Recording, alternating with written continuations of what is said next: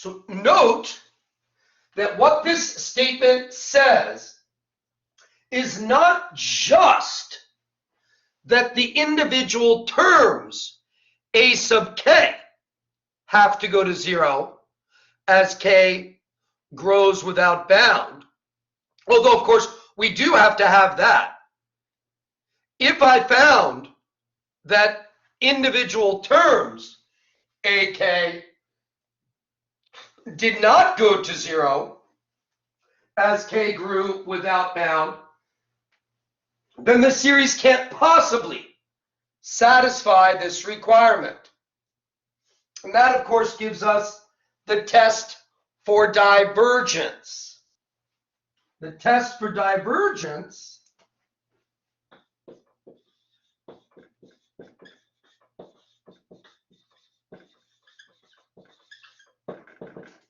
indicates that if the limit as k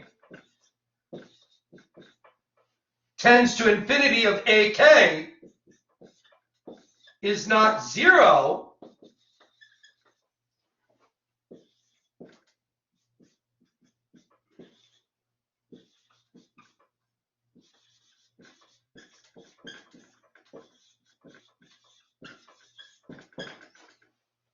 then the sum of the AKs has no choice but to diverge.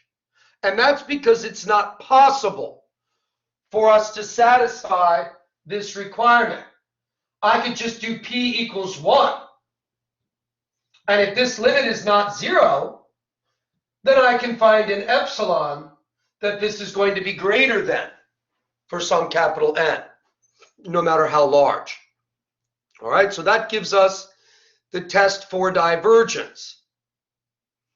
But even more than that, if this limit is 0, that does not indicate that the series will converge.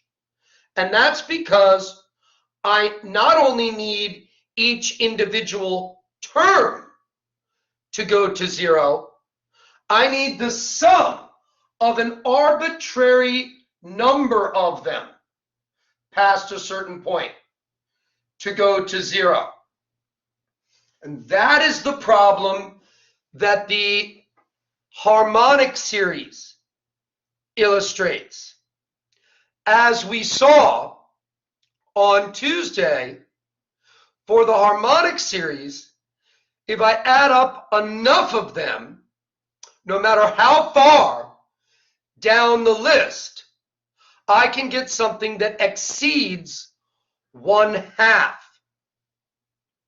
All right? So the way that we did that was we said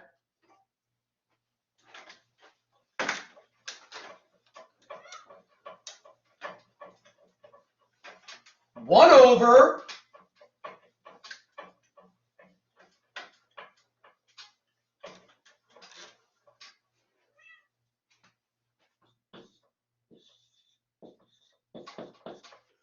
two to the n plus 1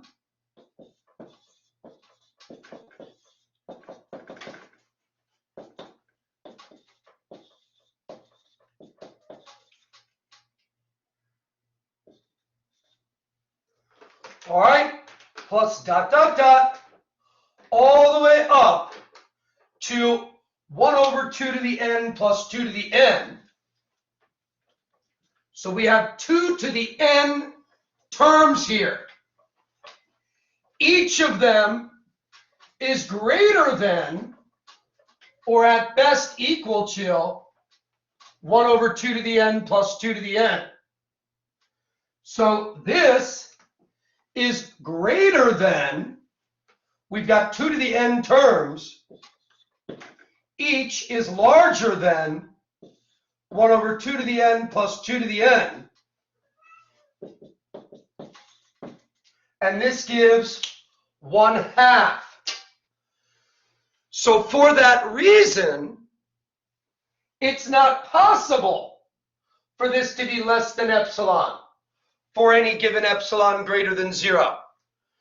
Because we've found that if epsilon is 1/2, we can exceed it, no matter how large capital N is.